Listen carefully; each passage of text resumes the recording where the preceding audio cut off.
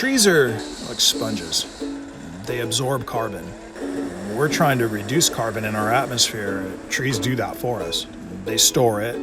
Once it's in the wood, it's locked up. You take that wood and say make a piece of furniture out of it, you lock the carbon in there.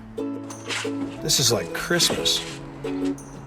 Pop these bands and screw this crate. Wow, what do we have here? My name is Josh Martin. I'm a second-generation surfboard builder. My dad, Terry Martin, he started shaping boards in 1952.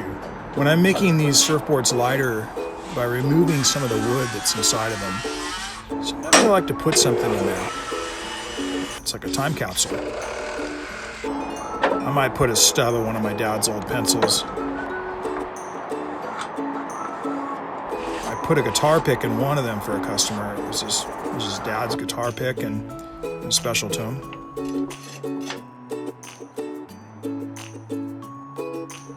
Some of my earliest memories of my dad building surfboards, those boards were built out of reclaimed or salvaged wood. I don't think they called it that back then. My dad would tell me that as surfboard shapers, our job is to make people happy in the water.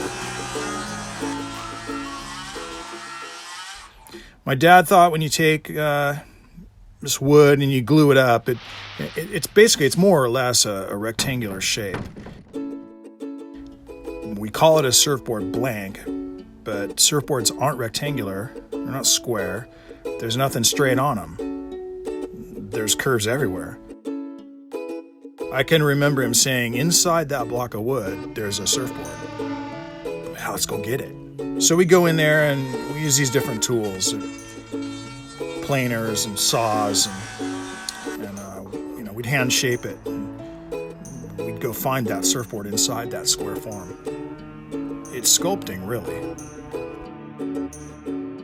One time I was with Jim Evans from Far West, and we were walking around his property. We were looking at wood, and I looked at this one log, and I asked him, I said, what are you going to do with that wood? I think he sensed maybe I thought it was a piece of junk. He said, I don't believe God made any junk wood. I love this cottonwood. It's got all these little eyes in it. There's spalting in it. There's actually little bits of mold here and there. It's got a character in it. It goes from blonde to gold and into these bronzy colors. It's incredibly beautiful. The patterns you can create are infinite. This wood that I'm making the fin out of looks a little different than the wood that's in the surfboard, but it's actually the same species of wood. It's cottonwood, but it's actually what we would call cottonwood burl. It's not perfect, but all these little imperfections look beautiful. I've even got little voids in here. You can actually see through the fin. I love it. In this day and age, most surfboards are just a computer file. You can email that file anywhere in the world and have a CNC operator cut you that surfboard. I just choose to do this the old school way, by hand. Is it the smartest way to do it? Maybe not. I don't know. I do it because I love it, and I'm going to continue to do it this way. I love the process, and I take a lot of time building them. It might take me 2 weeks to build a surfboard, which means I'm working with this wood for quite a while. It's neat to know where it came from. I know the arborist who cut it. I know the sawyer who milled it. I know they love this wood. I can follow the chain of custody of this wood. This is good wood I'm making this board out of. I don't mind spending 2 weeks making a board. Somebody's going to get this and enjoy it forever. Generations. That's cool. Yeah, I live in an urban place, and so using urban wood, it's a little more relatable to me. I think every tree has a story from its roots to its final form, and to be able to know what that story is, to trace it, to know the tree's ancestry, that's priceless.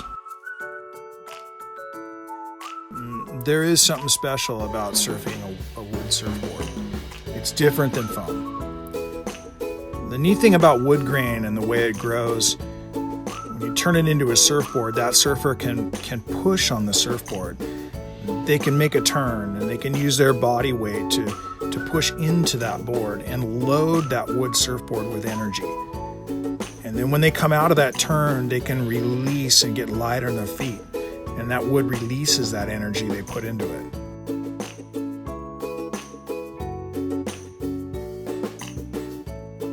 A tree, you know, I don't think it ever really dies. It takes on new life, and this is that new